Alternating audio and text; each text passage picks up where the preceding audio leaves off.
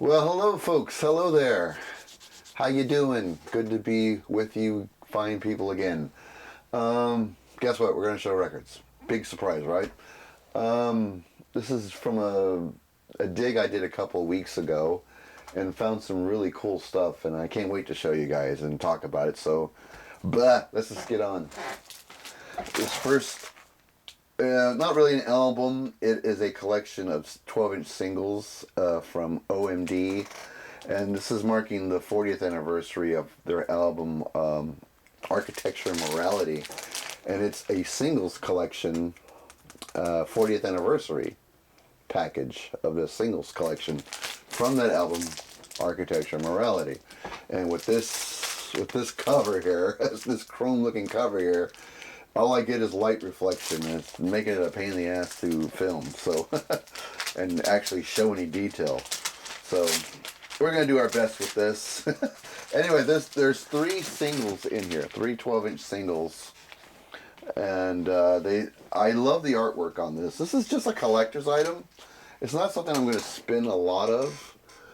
Look at that! Good Lord, I can't even tell if you could see that or not. But it's a tri-gate fold with all the original artwork from the 12-inch singles as they came out in 1981, I believe. And the 3 singles are Souvenir, Joan of Arc, and Maid of Orleans.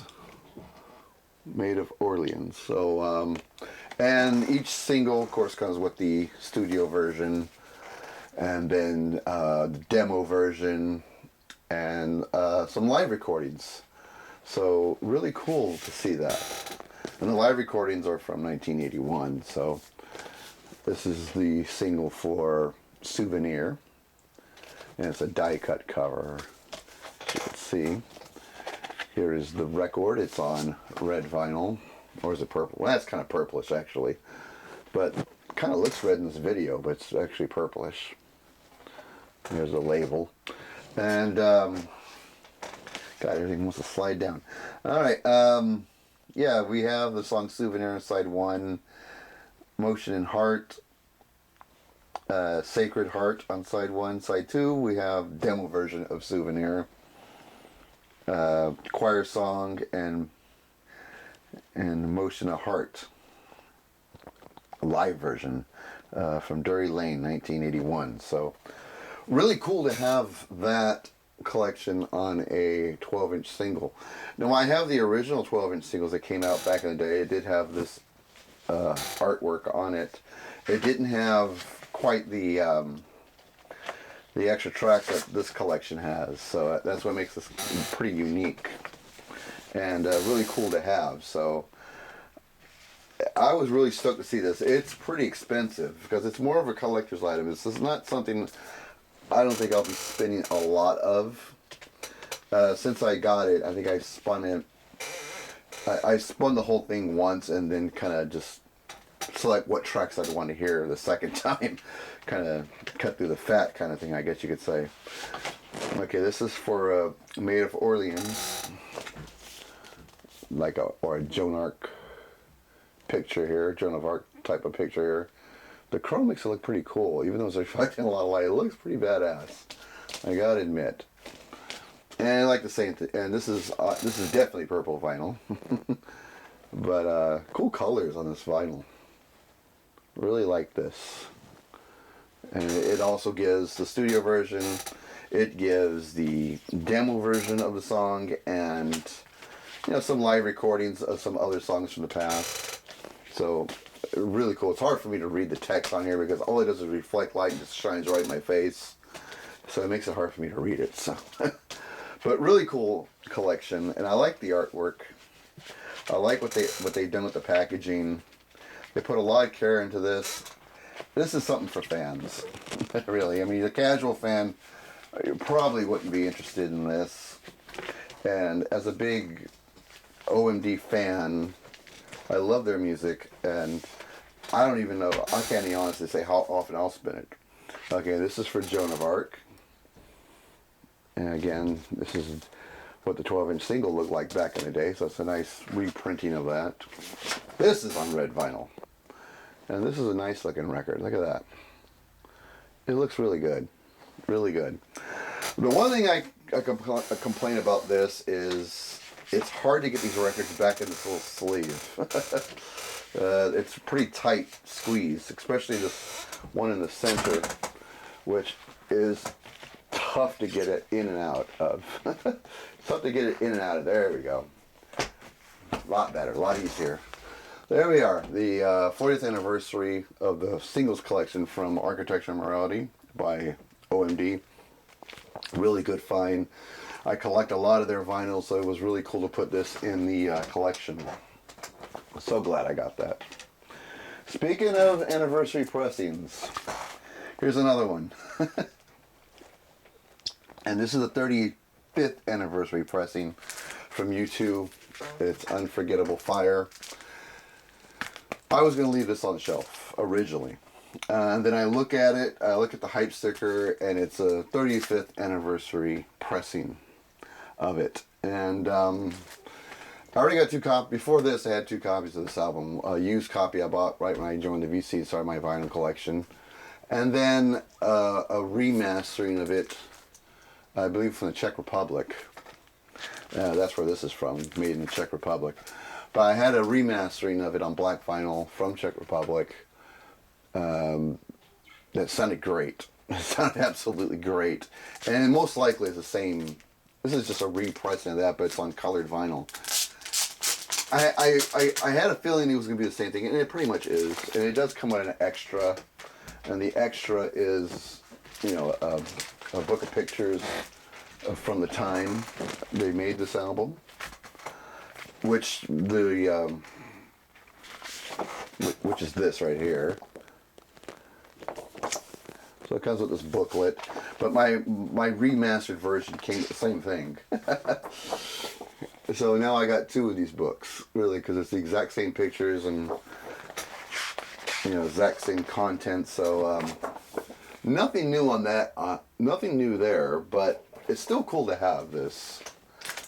I'm still glad I have it. And of course, like I said, it's on what they call wine vinyl. Basically looks like a red vinyl, but it says wine vinyl. And this is one of my favorite U2 albums. This one and Joshua Tree are pretty much neck and neck. But I even though Joshua Tree has all the hits and it's a great album, it's a classic album, I really do love this album because this is where I discovered U2.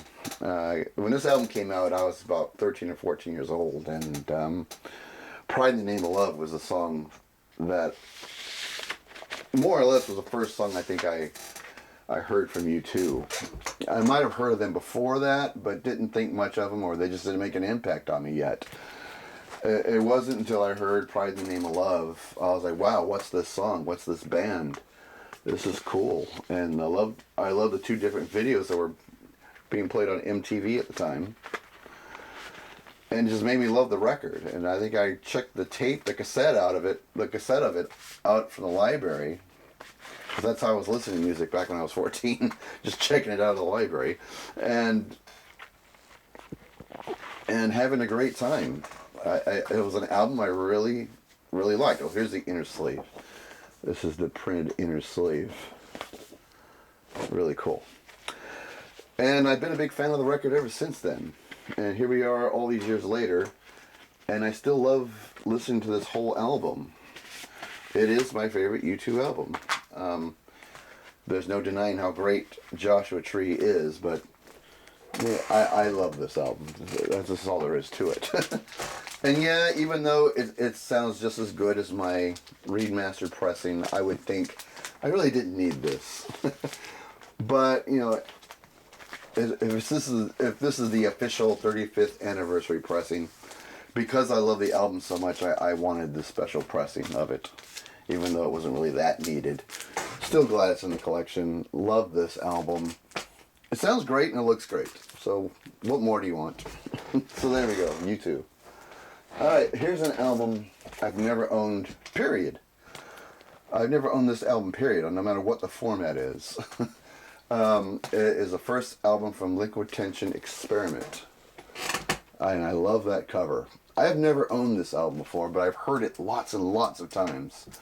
When I was in a band living in Sacramento, I would hang out with our guitarist at his place, his apartment, and he had this on CD, and I made him play that CD a shit ton of times. So I knew this album pretty well, even though, and heard it lots of times, even though I've never owned it myself. This is the first time I've owned it, and this is the first time I've ever seen it out on vinyl.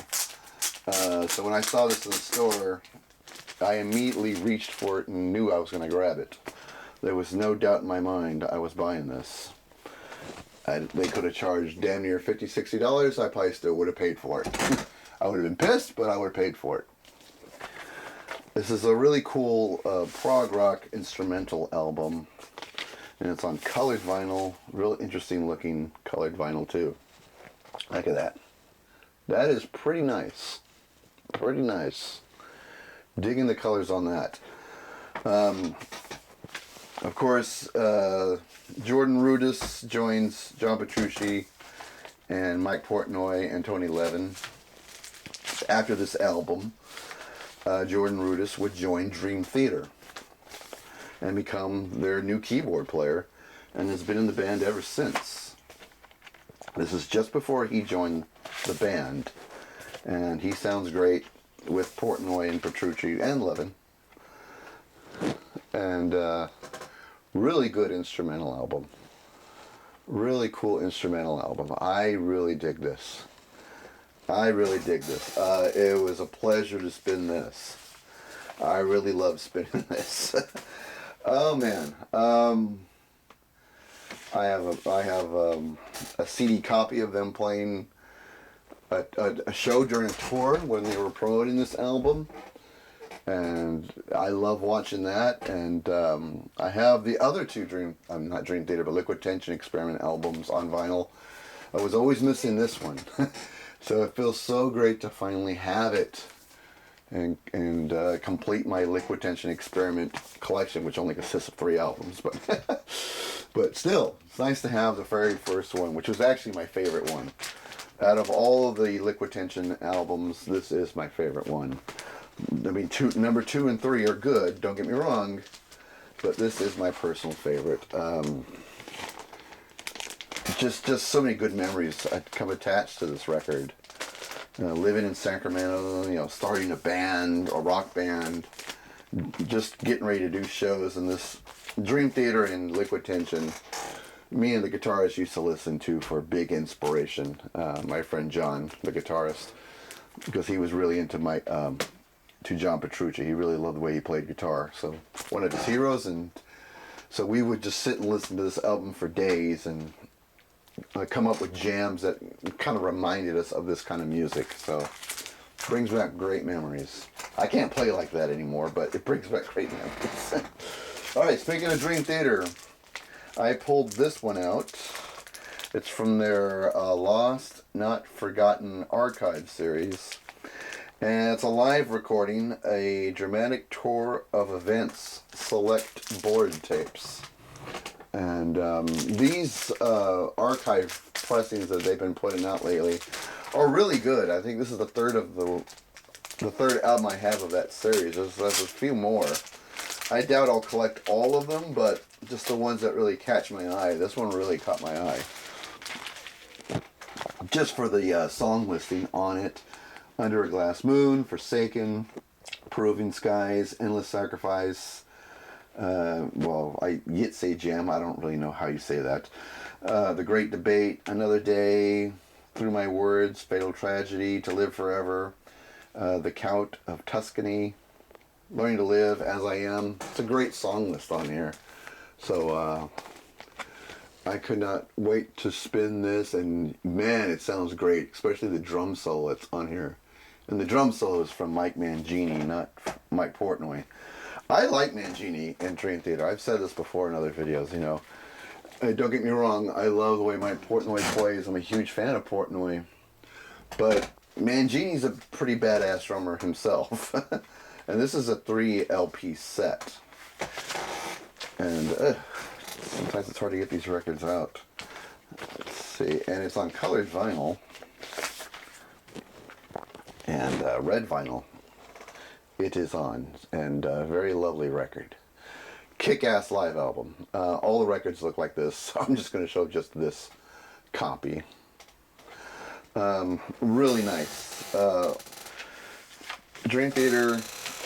It was so much. It is so much fun to see them live. I missed them this time out, but I've seen them so many times beforehand. Even with Mangini, I've seen them a couple times with Mangini now, and they sound great with him. I love the way they sound with Mike Mangini as their new drummer.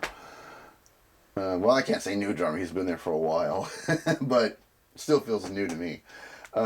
They sound great with him as a drummer. And I don't really, I mean, some fans complain about it, and yeah, everybody has an opinion, as we all know, but yeah, I still think they're a great band with Mangini. I still get excited at the thought of seeing them live with him. I do miss Portnoy. It would be nice if they decided to do some shows with Portnoy again, but don't kick Mangini out of the band, please.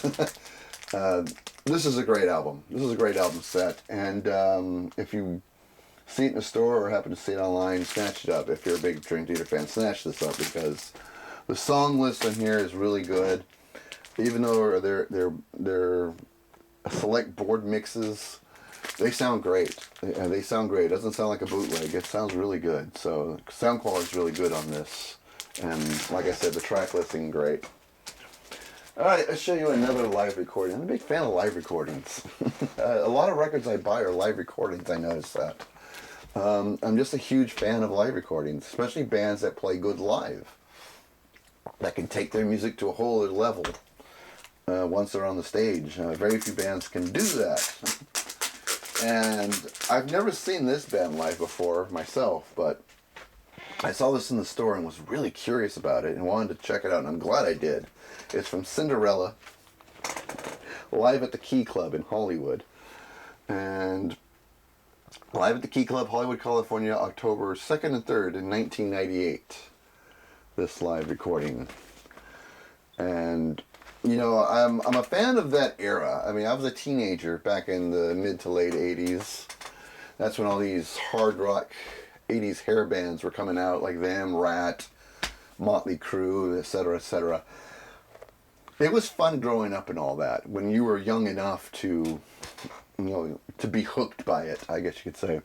And I was in my teens back then. I was just in high school and just getting out of high school during that reign of 80s hair metal. And this was one of the bands that, even though they can sound poppy at times, I did like them. And this is a cool thing because it has this this die-cut cover on the front to reveal the gatefold.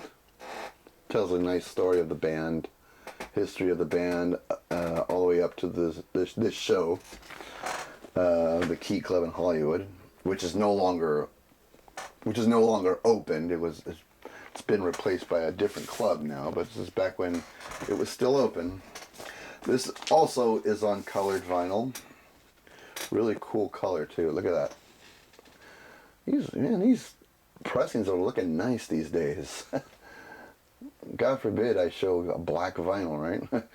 But really cool stuff. This is a good live recording. This sounded like a fun show to go to. I think that as we got on, because I have Cinderella's first 2 albums on vinyl, and then after that I kind of stopped buying their stuff because they got a little too bluesy for my taste back then, which would have been like 1988. I thought they started sounding a little too bluesy, and at the time that's just not where my attention was. Now all these years later, I wish I had bought that 3rd album over the Heartbreak Station.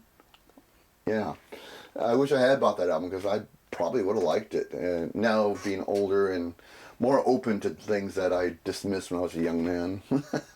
So this was a great album. This is a great album, a great live album, I should say. I was going to say album, but great live album. Good set list too.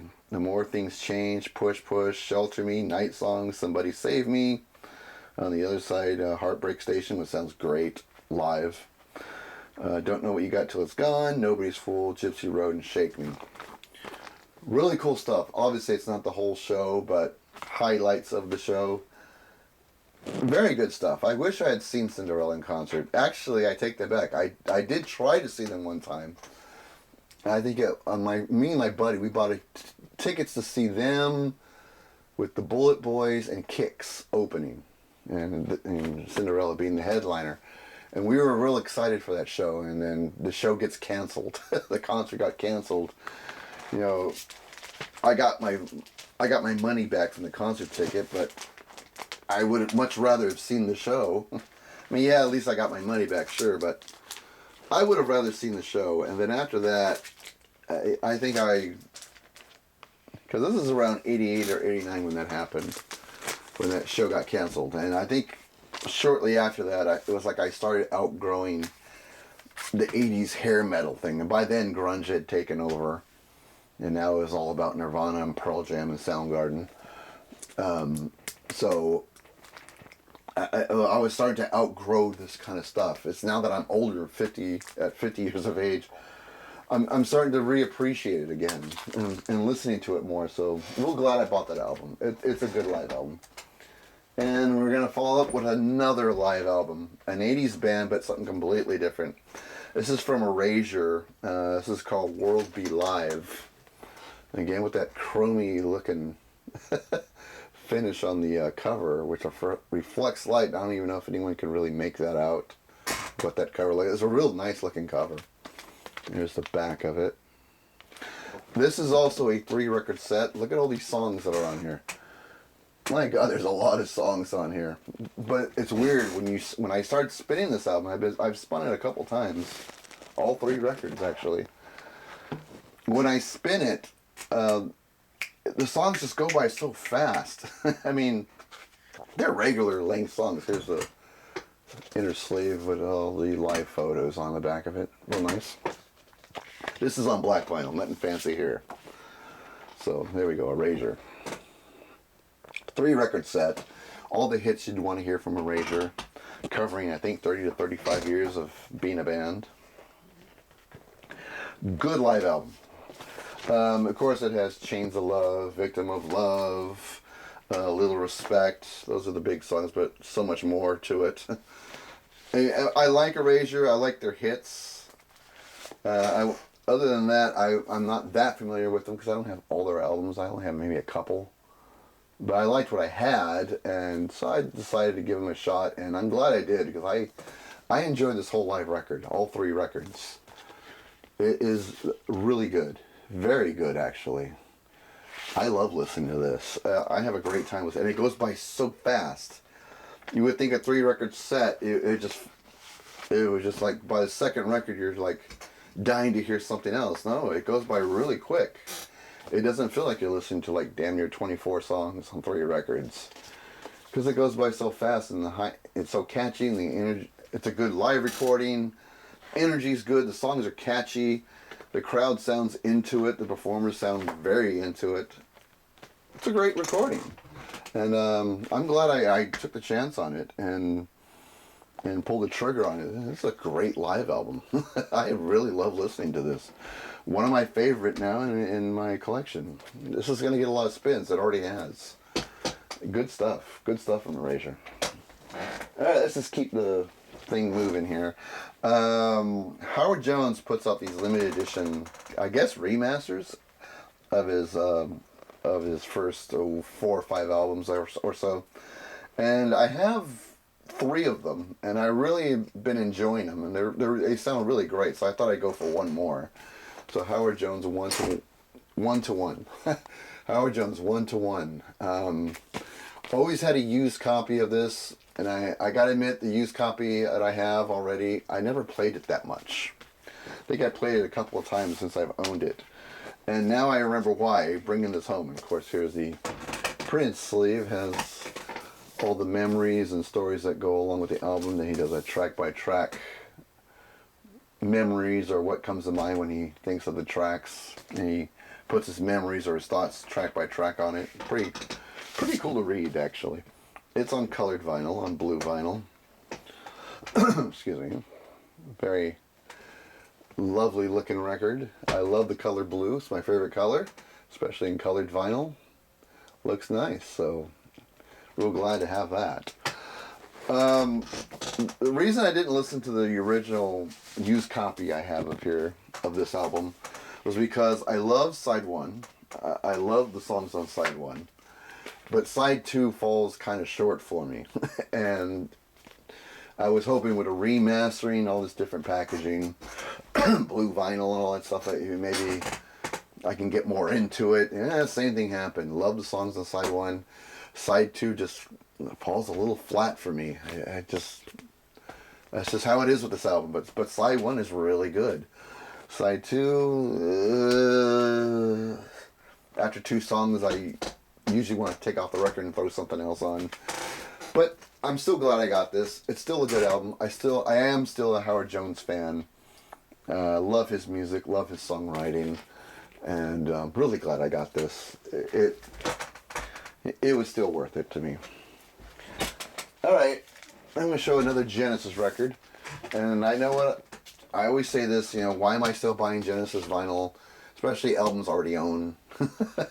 And I got a few copies of this on vinyl already. This is Genesis self-titled, with the world's most boring looking album cover. And the back cover not more exciting. There's only one reason I bought this, and I've always loved the inner sleeve to this album. I do love the vibe of the inner sleeve. I don't know why. I just do. Especially this little drawing right here. I think that Phil Collins drew. Really cool. Anyway, here's the reason why I got this album again. Because of that label, that album label. This is the UK pressing, and it has that custom label there. That's the only reason. People probably watching this from the UK are thinking, big deal, we see this all the time. Well, here in America, we don't. The American pressing of this always has the Atlantic record label on it. And those are the only copies of this record I could find. When I saw this in a record store with this UK label on it, I was like, whoa! I never thought I would find a copy with the label on it. So that's why I bought it. And it was only $8. So it wasn't like I was paying a lot of money for it. And that's the only reason I got it. I mean, trust me, I got the remastered version of this on vinyl, which does have that custom label. I've had a couple of used copies of this and another special like audiophile pressing of it on vinyl. But this one is really cool just for that label.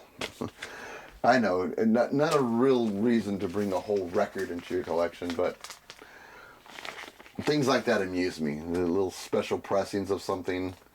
And plus it has the Charisma label here at the bottom corner. My other pressings didn't have that. Again, so what kind of thing. So you're going to spend $8 on that? Like, well, yeah, because I'm a big Genesis fan, and it's cool to find all these different pressings of their albums. So that's why I went for it. Okay, let's just keep moving, as always. I want to get into the band Ultrabox, but I only have one of their albums, which was Vienna. And besides Vienna, the only other song I heard from them is Dancing with Tears in My Eyes.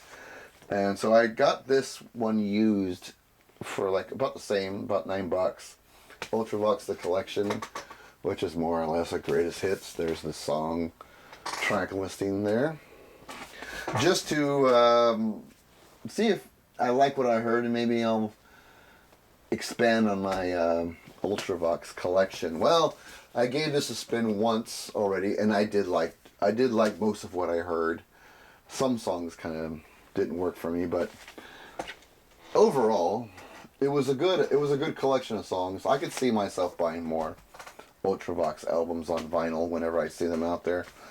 Yeah, it wasn't bad. It wasn't bad. I mean, before I bought this, Dancing with Tears in My Eyes and Vienna were the only songs I really knew from them. And I know Major is not the original singer. I think the original singer's name was John Fox. I could be wrong, but I think that's what his name was. Anyway, there was an original singer before Major came into this band. Now, I haven't heard anything from that era of the original singer yet. But, maybe I'll just go on YouTube and look it up. Because everybody swears that's the best version of the band, is that lineup. And this is where things got real commercial and poppy. But I did like what I heard on this collection, and it makes me want to go out and get more of their albums if I can find them for a decent price. And yeah, so I really liked what I heard from this. Some good writing. I can't say I'm in love with it, but I did like it. Not in love with it, but I did like it. So enough to probably look for decent used copies of their albums out in the wild. Glad I got it for that reason. Now this is something I felt I had to have. It's from Big Country. This is a Japanese 12-inch single collection, which is titled Fields of Fire. But what's on here is, a 12-inch extended version of In a Big Country, Chance, Fields of Fire, The Crossing, and a live version of The Tracks of My Tears. And it plays at 45 RPM. This was a pretty interesting thing to find, because these are all 12-inch single versions of the songs, extended versions, and the one live version, all on one collection, which I thought was pretty cool. Pretty cool. And I'm glad I pulled the trigger on this. It's just on the Mercury label. Nothing all that special to look at there.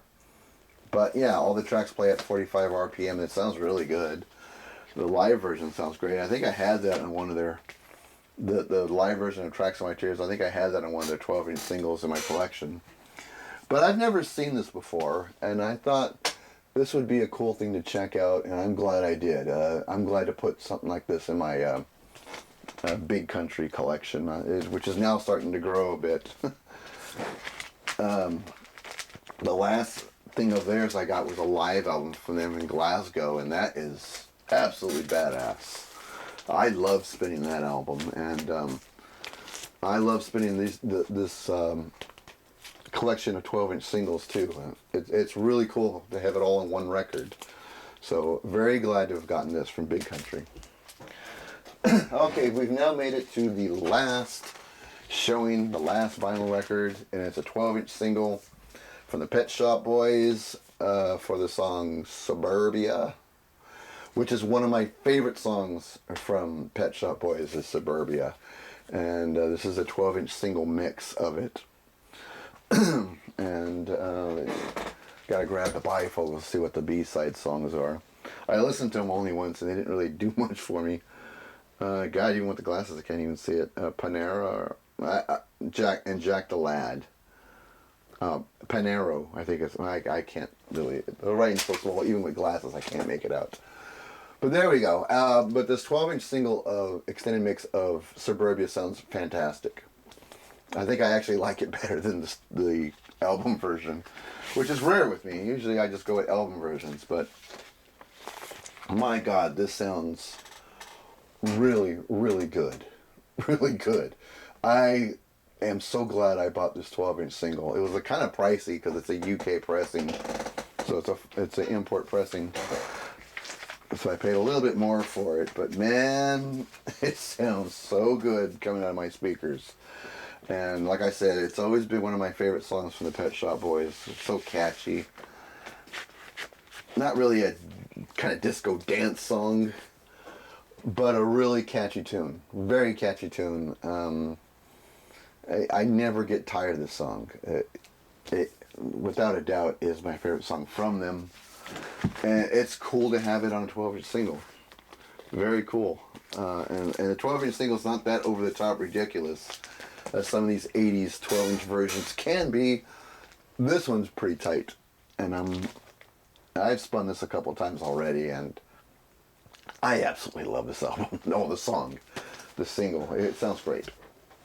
Alright, that's it. That's going to do it, you guys. I hope you enjoyed the records. Leave me some comments on what you thought on some of these, and as always, we'll start chitter-chatting.